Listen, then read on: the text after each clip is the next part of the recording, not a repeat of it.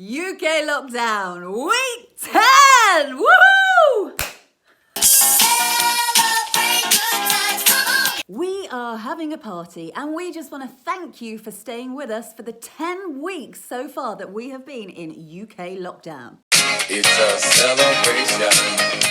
We're not only celebrating being 10 weeks old, we're also celebrating the fact that the government have now put in place new rules and guidance as to how we're going to ease out of lockdown. On Friday, Boris delivered his new rules. I got no rules, I count 'em. 1, We'll reopen schools because we don't want our children becoming dumbass fools. 2, Shops and places to spend because we need to get the economy on the mend. 3. You can sit in the sun With up to 6 people. in your back garden with your dad and mum. Have you got that? I got no rules, I count 'em. Now, amid all the cheers and celebrations, a number of top scientists have been warning that we are easing the lockdown too soon. Top scientist Jeremy Farrar, director of the Wellcome Trust and member of SAGE, said on Twitter that COVID-19 is still spreading too fast across England for us to come out of lockdown yet. This week, we have also seen the saga continue to rumble on with last week's bank holiday See You Next Tuesday winner, Mr. Dominic Cummings. Should I stay or should I go now?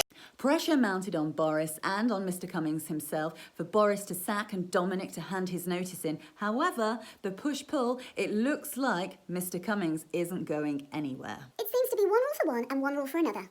Now, with any good party, there tends to be a bit of a fight, and this week's fly in the ointment comes again from the United States and Donald Trump. You are fake news. Sir, go ahead. Can you stay? Now, you must have been living under a rock this week if you missed the news about the death of 46-year-old black American man George Floyd, who was killed whilst being placed under arrest by Officer Derek Chauvin of the Minneapolis Police Force. He decided to restrain Floyd by placing his knee on his neck, crushing his windpipe. The last words that Floyd was heard saying was, "Help, I can't breathe, I believe I'm going to die."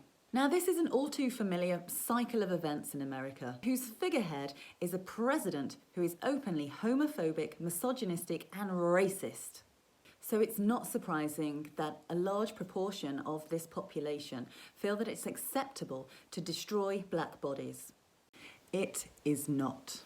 It is not. Members of the Minneapolis community, both black and white, came out in protest against the actions that had resulted in Floyd's death. Trump decided to pour oil onto an already raging fire. Trump tweeted, When the looting starts, the shooting starts. Fortunately, Twitter saw the light and pulled these incendiary comments down, stating that they felt that it incited violence. No shit. I've decided that maybe to combat the enemy, you've got to think like the enemy. So therefore, maybe I'll tweet, When I hear a trumpet, I'm gonna go a-thumping. I am not instigating violence in any way. Stick to the disinfectant. Well, that was week 10 UK lockdown. Thanks for being with us for so long. Join me next week. We're going to have to think of a new title, but join me next week for UK lockdown, week 11.